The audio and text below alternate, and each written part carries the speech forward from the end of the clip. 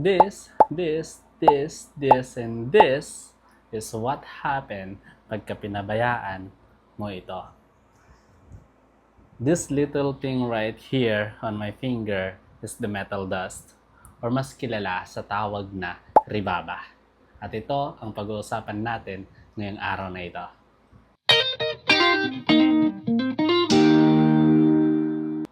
This past few days, sunod-sunod yung mga naging inspections ko.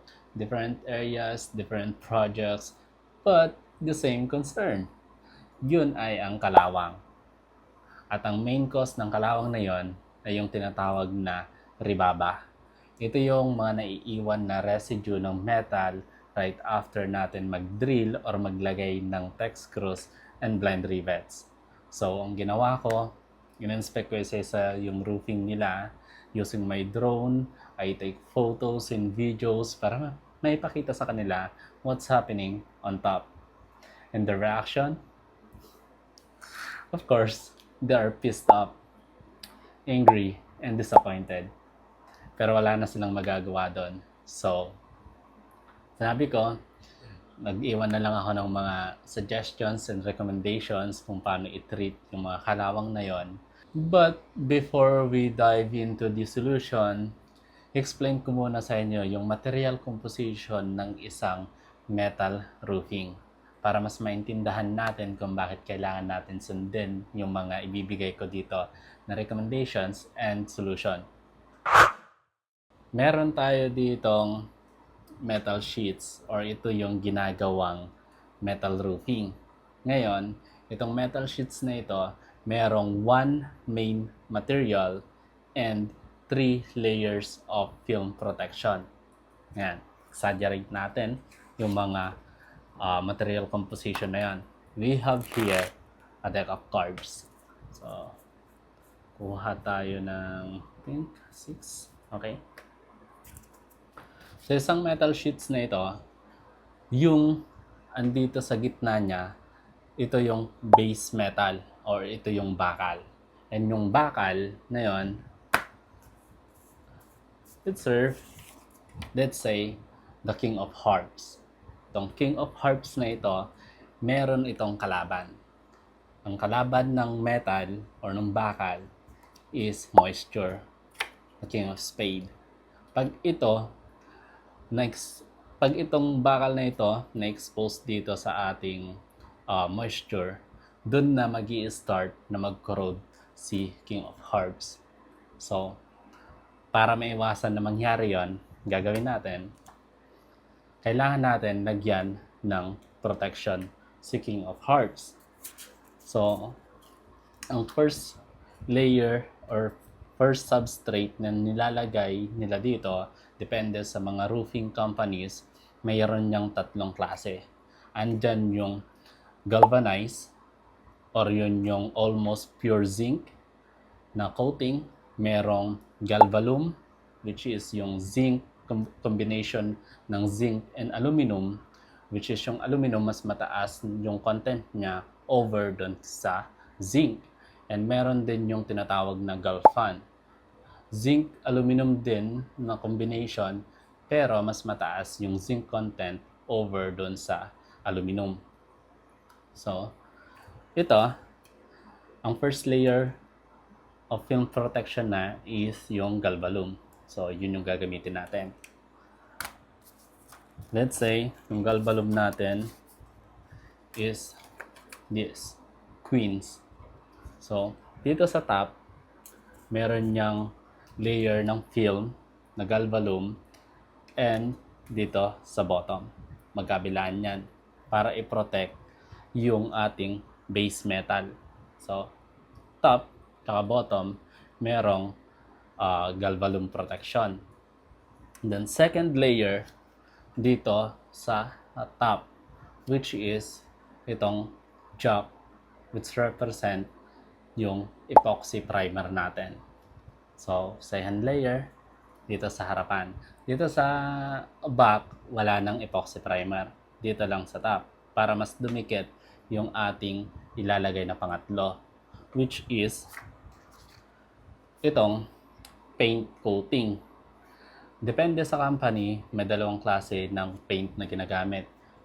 Yung isa, polyester paint, at yung isa, yung acrylic paint.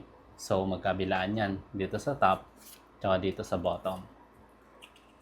Kaya kung mapapansin ninyo, ito yung top natin, red, depende sa gusto mong kulay, merong red or different colors, red. Tapos dito sa likod, light gray lang, or yung tinatawag na back coat.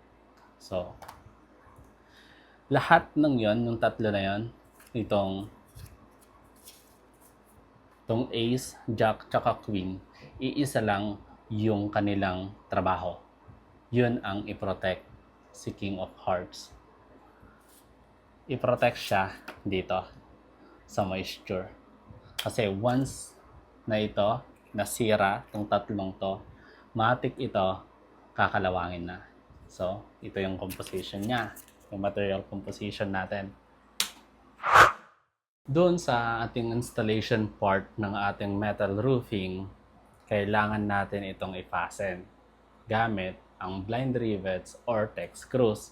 Ngayon, sa pag-drill or pagbutas nitong metal roof, nagkakaroon yan ng friction doon sa ating metal roof or yung sa ating base metal dito sa tip ng ating drill bit. Kapag nabutas yan, exposed na yung ating base metal or yung ating King of Hearts. Kasi dun sa pagtama ng drill bit dun sa ating base metal, yung friction na yun aabot yan sa hanggang 300 degrees Celsius. So, nasunog na agad itong ating film of protection. Itong galvalume, itong epoxy primer, tsaka itong ating polyester paint. Ngayon, naka-expose na si King. Pero dahil may nilalagay tayo na fastener like blind rivets tsaka tex screws, natatakpan yung butas na yon. So, wala na tayong magiging problem doon.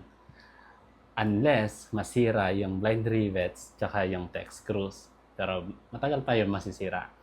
Ngayon, ang problema natin, yung mga kumalat na mga metal dust or yung rebaba. Of course, kapag yung installer is tamad, hindi na yan wawalisan. Ngayon, mabilis lang yun nakalawangin. So, gumawa ako ng experiment para makita natin kung ilang oras bago kalawangin yung mga rebaba na yon. Let's watch this. Gagawa ko ngayon ng test para makita natin kung gaano kabilis kalawangin yung rebaba. Meron tayo ditong retaso ng yero. Try natin.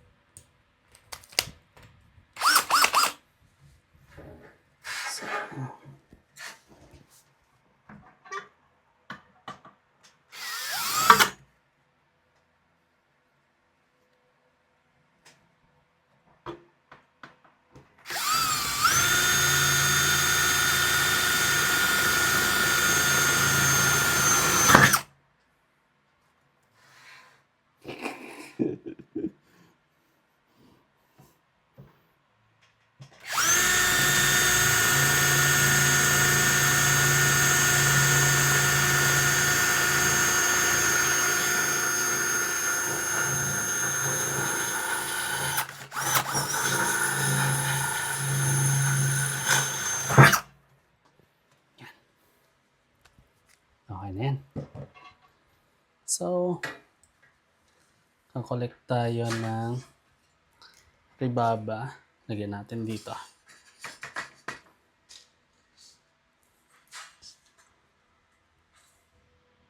So, ito. Meron na tayo ditong mga rebaba or yung metal dust. Ngayon, ang gagawin ko na lang, lagay ko ito sa labas, then i-expose natin sa normal environment condition lang para makita natin. So, balikan natin in 1 day or 2 days. Kita natin kung ano mangyayari sa mga metal dust na ito. So, after 10 hours na naka-expose dito sa labas ng magdamag, ganyan na yung itsura niya. Hamog lang yan, konting moisture lang yan, kinakalawang na yung ating mga ribaba. So, imagine, napakabilis niyang mga lawang. After 2 days, ganito na yung itsura ng ating experiment.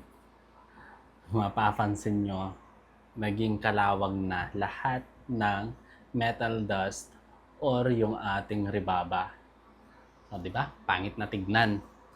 Ngayon, may dalawang way para hindi maging ganito yung roofing natin. Pagka ganyan na yung itsura na kinalawang na yung mga ribaba, merong tayong gagawin. Kailangan natin itong linisan using sponge. Tapos, lagyan natin ng dishwashing liquid. And then, lagyan natin ng Starbucks water. So,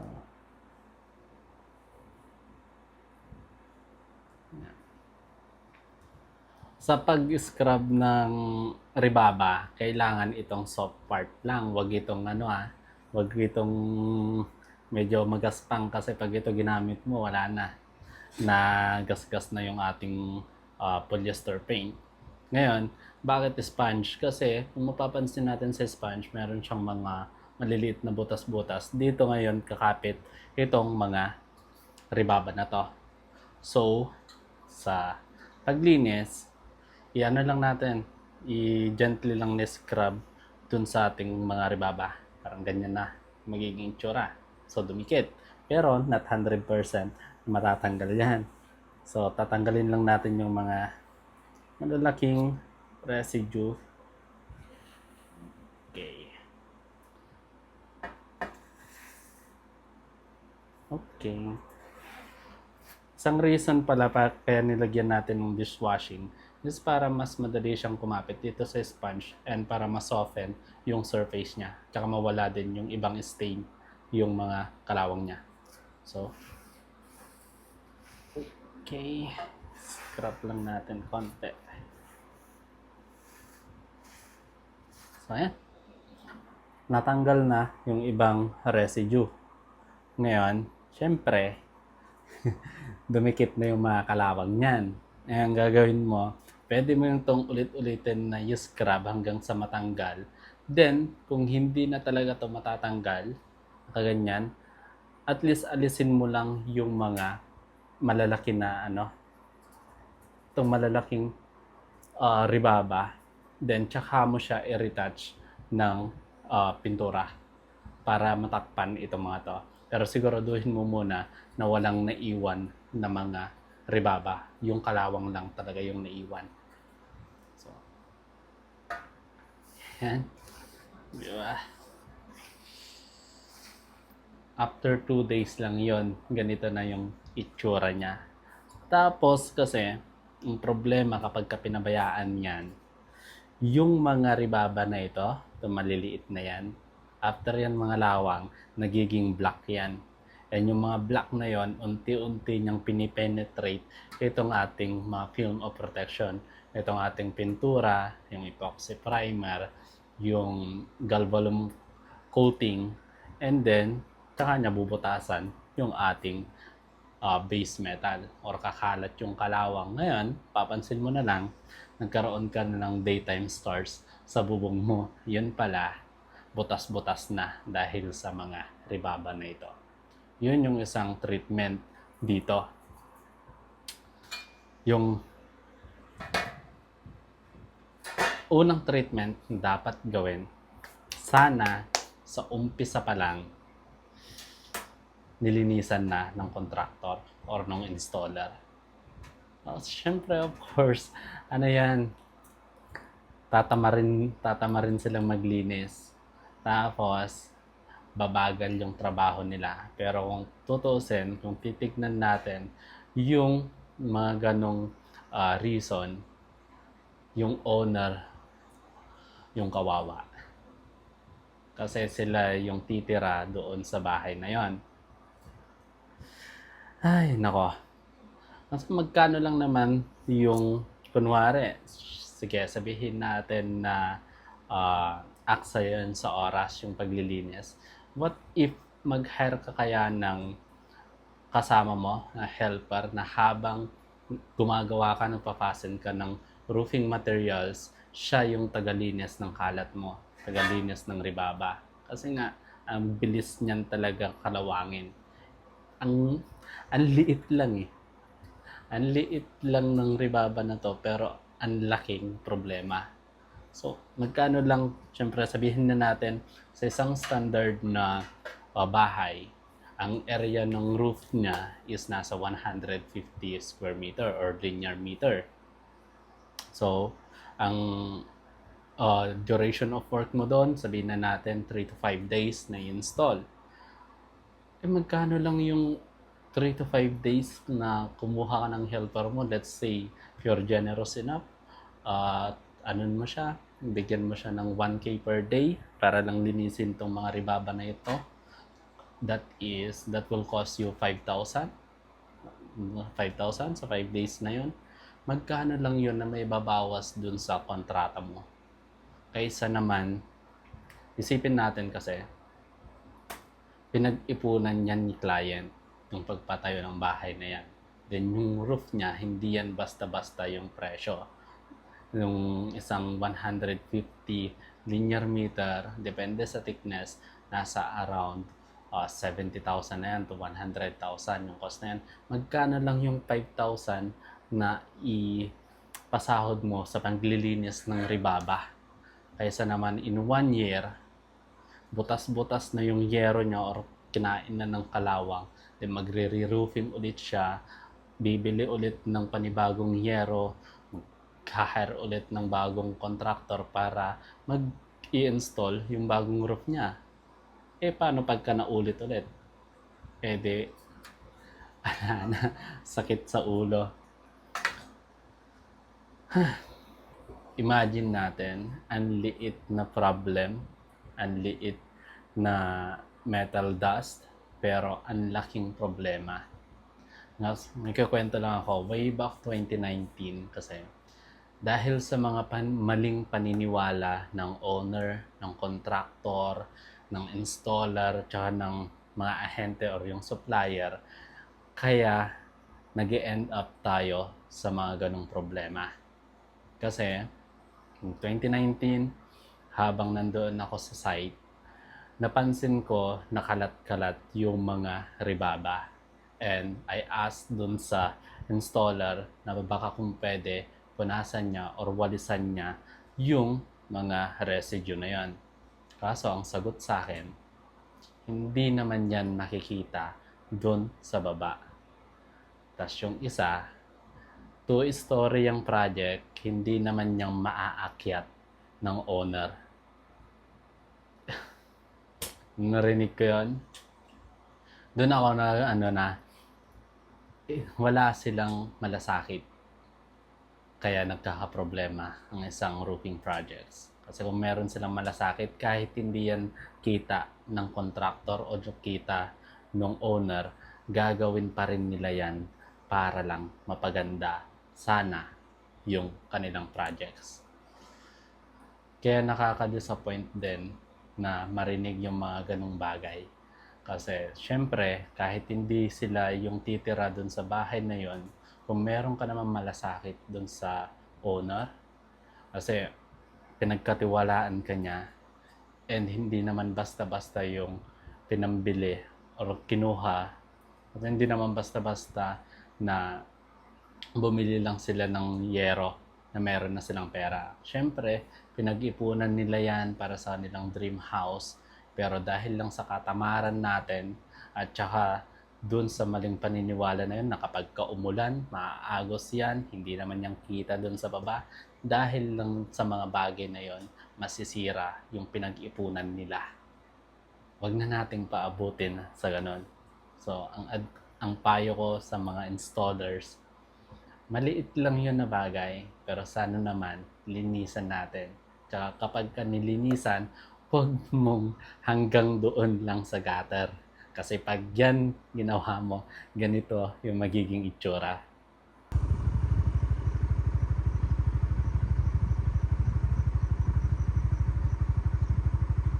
Yung project na ito, lagi ko lang siya nadadaanan, malapit lang yan dito sa amin.